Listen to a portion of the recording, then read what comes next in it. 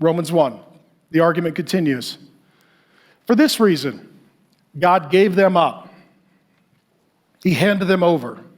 He let them do what they want. Hashtags, parades, even steal his symbol of the rainbow. Everything God creates, Satan counterfeits. God gave them up to dishonorable passions. Some of you say, well, we love each other. We feel very passionate. Is it dishonorable?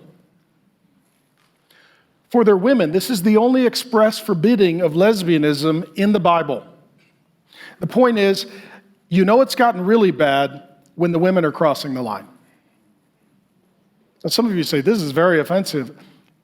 Just consider this fact that you're wrong and God is very offended. For their women exchanged natural, we'll talk about that, relations for those that are contrary to what? Nature. And the men likewise gave up natural relations with women and were consumed with passion. We love each other. We're very passionate. This feels right to us. For one another, men committing shameless, and that doesn't mean pride, acts with men and receiving in themselves the due penalty for their, some of your translations will say perversion.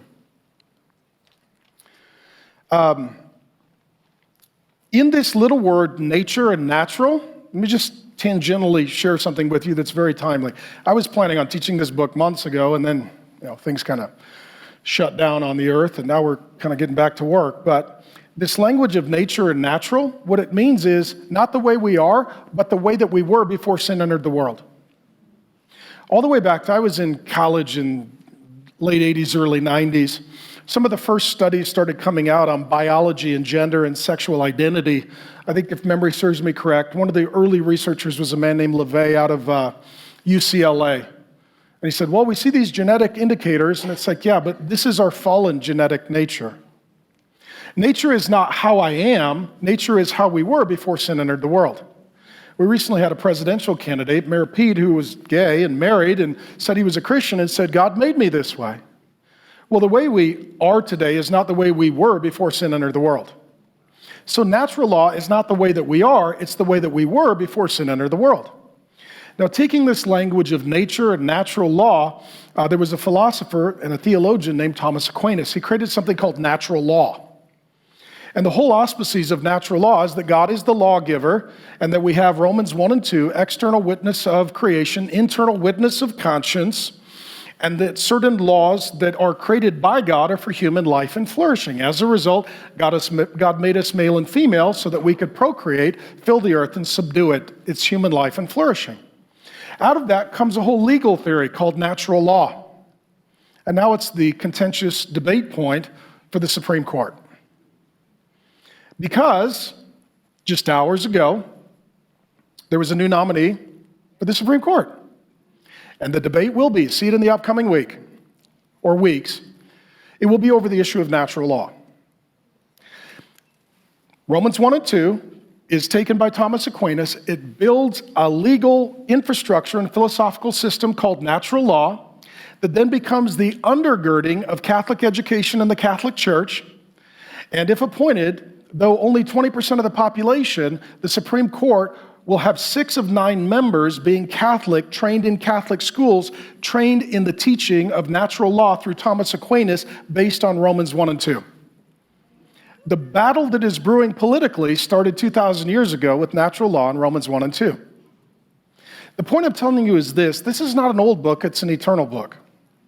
And because it's eternal, it's not old, it's timeless, and as a result, it's always timely. Now, what he's talking about here, he's talking about sex, gender, and sexuality. So throw up the next slide. Let me explain this. Sex until the recent era was biological. Biological. It was the way you were created, male and female.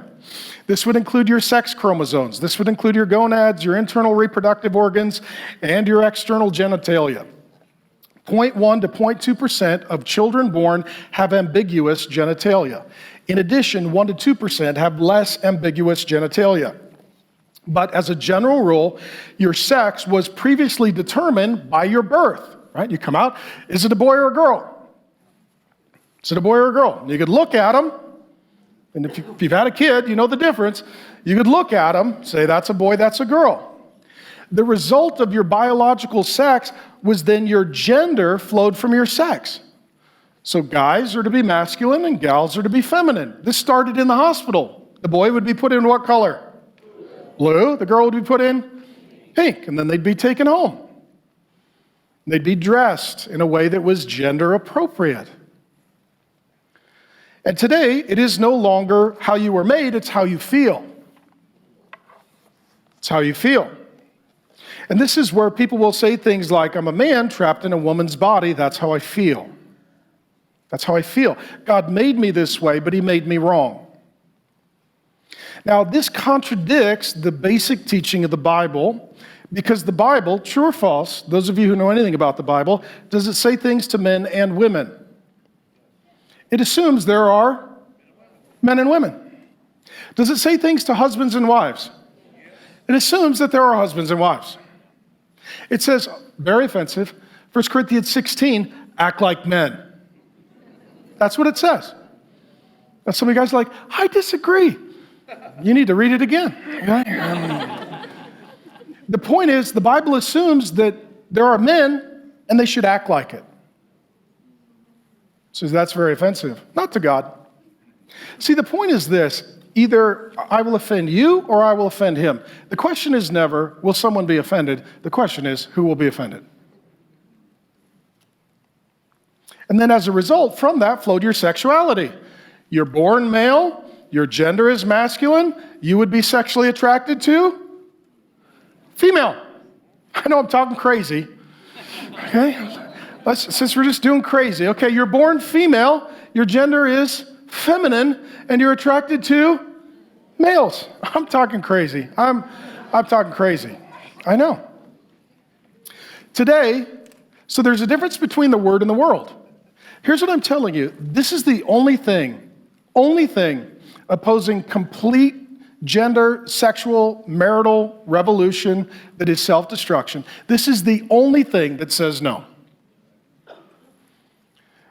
In the word, sex is binary, male, female, and it's fixed. It doesn't change. In the world, sex is fluid on a spectrum, an intersex spectrum. And you could slide on that spectrum. There's no fixed, you're not male or female. Your sex can change. Gender, according to the word, is fixed, binary, masculine, feminine. Gender in the world, it's fluid on an unfixed spectrum. You may be like this today, that tomorrow, that the next day. It's constantly shifting for you. In the word, sexuality is fixed between one man and one woman in marriage. Sexuality in the world, it's fluid on an unfixed spectrum. Has nothing to do with marriage, has nothing to do with your sex, has nothing to do with your gender. Okay? Here's what I'm telling you. You can't believe the word and the world.